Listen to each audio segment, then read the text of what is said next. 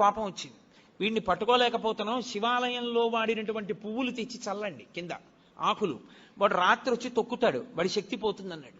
చల్లేశారు. ఆయన తెలియక భూమి మీద దిగాడు పూల తోటలో, తొక్కగానే ఆయన శక్తి పోయింది, పట్టుకుని బంధించారు. అప్పుడు ఆయన శివమహిమ్నా స్తోత్రం చేశాడు. నందీశ్వరుడి దంతాల మీద ఉంటాయి ఇప్పటికీ ఆ శివమహిమ్నా స్తోత్ర శ్లోకాలు. ఒకప్పుడు నేను మహాభక్తుడినను ఆయన వెళ్ళి పరమేశ్వరుడి దగ్గర శివమహిమ్నా స్తోత్రం జరిగితే నంది పళ్ళికి లిజ్జట్టిలాగా ఆయన పళ్ళ మీద కనబడ్డాయి శ్లోకాలు. ఇక్కడ నువ్వు జరుగుతున్నాయి నా పళ్ళ మీద రాసుకున్నాను బట్టి నేను అంత శక్తివంతములు శివమహిమ్నా స్తోత్రం. కాబట్టి ఆ గంధర్వుడు శివమహిమ్నా స్తోత్రం చేస్తే మళ్ళీ శక్తి వచ్చి వెళ్ళిపోయాడు. కాబట్టి శివ నిర్మాల్యాన్ని తొక్కకూడదు. తొక్కకూడని శివ నిర్మాల్యాన్ని ఆ నందీశ్వరుడి మీద పెట్టించడం ఏంటి తప్పు కాదు. విభూతి దాని మీద చల్లేయండి అన్నాం, నిర్మాల్యం నంది మీద పెట్టి వెళ్ళిపోండి అన్నాం. అసలు శివాలయంలో ఉన్న అర్చకులు మొదట తెలుసుకోవాలి అది. అలా మనం చెప్పకూడదు. చండీశ్వర స్థానానికి చూపించి మీరింటికి పట్టుకెళ్ళండి అని చెప్పాలి. ఆ మారేడు దళం చక్కగా మీరింటికి పట్టుకెళ్ళచ్చు, కళ్ళకు అద్దుకోవచ్చు, ఎక్కడో నీళ్లలోనో మొక్కలోనో పెట్టేసేయచ్చు. మీ ఇంటికి పట్టుకెళ్ళాలి, గడప దాటాలి ప్రసాదం. గడప దాటి ఇంటికి వస్తేనే శివానుగ్రహం. మీరు ఎక్కడో వదిలిస్తే ఇంకా ప్రసాద తిరస్కారం చేస్తే మీకు అనుగ్రహం ఎక్కడి నుంచి వస్తుంది? మీరు నంది మీద పెట్టి కింద బారేసి అదే ప్రసాదం తీసుకోవాల్సిన విధానం శివానుగ్రహాన్ని పొందడానికి. కాబట్టి ఒక్క శివాలయంలో మాత్రం వాహనం దగ్గరికి వెళ్ళేటప్పటికి నియమం మారుతుంది. అక్కడికి వెళ్ళి నమస్కారం చేసి వెళ్ళిపోతానంటే కుదరదు. మీరు కవచం పెట్టకపోతే ఆయన శృంగములలోంచి శివదర్శనాన్ని చెయ్యవలసి ఉంటుంది. చేశారు, ప్రదక్షిణం చేసి వచ్చారు, ప్రదక్షిణం చేశారు, 3 మంటపములను దాటారు. ఇప్పుడు మీరు శివసన్నిధి యందు నిలబడ్డారు. నిలబడితే లోపల ఎప్పుడైనా సరే ఒక విషయాన్ని జ్ఞాపకం పెట్టుకోండి. ఏ దేవాలయం లోపల అయినా విద్యుత్ దీపం వెలిగితే ఉత్తర క్షణంలో ఏ పని చేసినట్లు గుర్తో తెలుసా? మీ గురువు గారి పట్ల మీరు అపచారం చేశారని గుర్తు. మీ గురువుని తిరస్కరిస్తే, మీ గురువుకి అపచారం చేస్తే, మీ గురువుని విమర్శిస్తే, మీ గురువుని చులకన చేస్తే ఏ దోషం వస్తుందో అంతరాలయంలో విద్యుత్ దీపం పెడితే అదే దోషం వేస్తారు. అందుకే మీరు ఇప్పటికీ చూడండి, ఏ పెద్ద పెద్ద గుళ్ళల్లోనూ ఎలక్ట్రిక్ లైట్ వేయరు. ఎందుకు వెయ్యరో తెలుసా? ఒక్కటే కారణం, అంతరాలయంలో ప్రధానమూర్తి దగ్గర వెలిగే దీపమే గురువు. గురువు ఒక్కడి అనుగ్రహంతో ఈశ్వరుడు కనపడతాడు.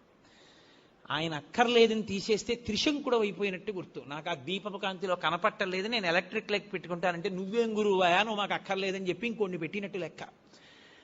ఆ అంతరాలయమునందు వేరొక దీపము, విద్యుత్ దీపం ఉండరాదు, ఒక్క నూనె దీపమే. ఆ దీపాలు కావాలంటే గుత్తి దీపాలుగా దింపుతారు, ఒత్తి పెద్దది చేస్తారు మూర్తి దగ్గరికి వచ్చే. మీరు అందుకే మన ఆంధ్రదేశంలో ఏముందండి, శాస్త్రం పాటించేవాడేడి. మీరు దక్షిణ దేశం వెళ్ళండి, ద్రవిడ దేశం ప్రత్యేకం, ఏ దేవాలయంలో ఎలక్ట్రిక్ ల్యాంప్ వేయరు. అర్చకులు ఒళ్ళు చెమటలు పట్టేసి ఇలా కారిపోతున్నా సరే వాళ్ళు పెద్ద పెద్ద ఒత్తేసి ఆ ఒత్తులలోనే వెలుగుతుంటాయి, ఆ ఒత్తులలో వెలుగులోనే చూస్తారు. దాని అర్థం ఏంటో తెలుసా? ఆ దీపమే గురువు. గురువు ఇంకెక్కడో ఉండడు. మీ గురువు గారు ఎక్కడున్నారు అంటే అంతరాలయంలో ఉన్న దీపంలోనే మీ గురువు గారు ఉంటారు. ఆయనే గురువుగా చూస్తారు. అందుకే దేవాలయానికి వెళ్ళినప్పుడు ఈశ్వరుడు ఒక్కడే కాదు, గురుదర్శనం కూడా అవుతుంది. ఓ గురువర్య, మీ మాటల వలన, మీ అనుగ్రహము వలన, మీ అనుగ్రహ కాంతులలో నాకు ఈశ్వర దర్శనం అవుతోందని దర్శనం చెయ్యాలి. అందుకే నూనె దీపం, నెయ్యి దీపం తప్ప విద్యుత్ దీపం వాడడం అనేటటువంటి మాటే లేదు శాస్త్రాల్లో. అందుకే ఈశ్వర ప్రధానమూర్తిని చూడగానే రెండిటిని మనసులో స్మరించాలి. ఒకటి గురువు, 2 ఈశ్వరుడు, ఇద్దరిని స్మరించాలి. స్మరించి నమస్కారం చెయ్యాలి. ఉత్తర క్షణంలో మీకు అనుగ్రహం గురువు ద్వారా కృప చేయబడుతుంది. మళ్ళీ దీపపు కాంతి ద్వారానే మళ్ళీ మీకు ఆ కన్నులకు ఆ దీపపు కాంతి ద్వారానే మీకు ఈశ్వర కటాక్షము గురుముఖంగా ప్రసరిస్తుంది. అందుచేత దేవాలయమునందు దర్శన విధి, ఈశ్వరుణ్ణి దాటి వెళ్ళడానికి ఇక ద్వారం ఉండదు. మనుష్య జన్మ యొక్క చిట్ట చివరి ప్రయోజనం ఆయన్ని చేరడమే, ఆయన్ని దాటడానికి ఇంకేం లేదు. అందుకే పృష్ఠభాగంలో అంతరాలయానికి ఇక ద్వారం ఉంచరు.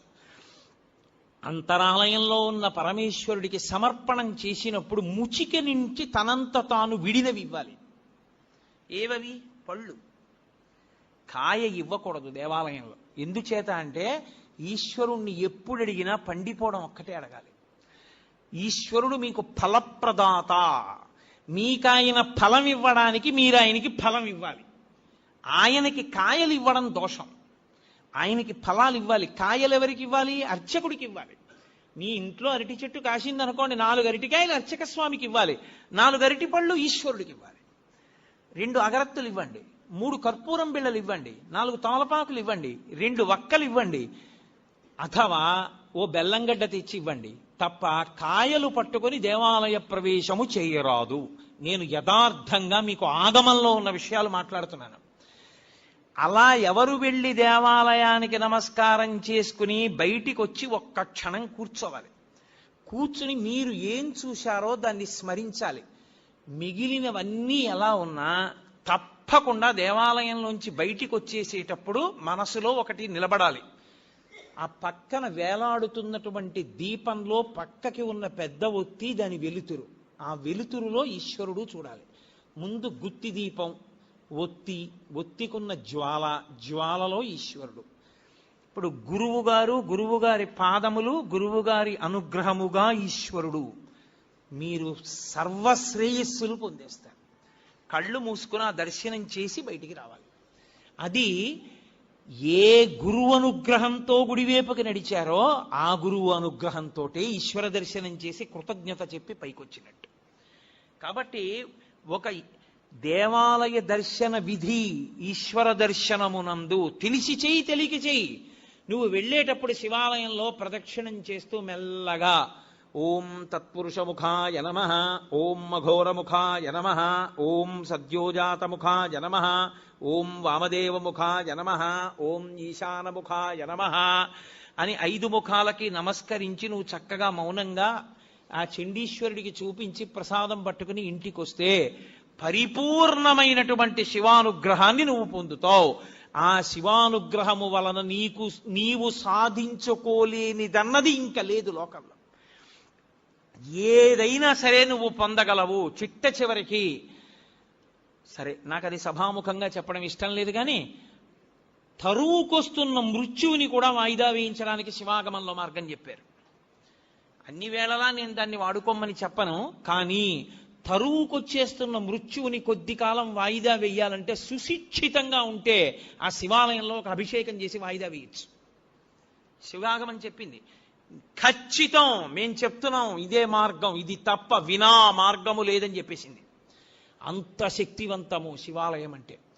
ఆ శివారాధన చేసి చేసి చేసి చేసి చేసి శివస్వరూపులైపోతారు. అయిపోయి వారి చేత్తో ఒక పండిస్తే, వారి నోటితో ఒక మాట అంటే, అందున శివతత్వం ఎరిగిన వాడు అభిషేకం చేశారనుకోండి, ఆ తీర్థానికి ఉండే శక్తి అపారము. ఎందుకో తెలుసా? నా రుద్రో రుద్రమర్చయేత్. రుద్రుడు కాని వాడు రుద్రుడిని అభిషేకం చెయ్యకూడదు.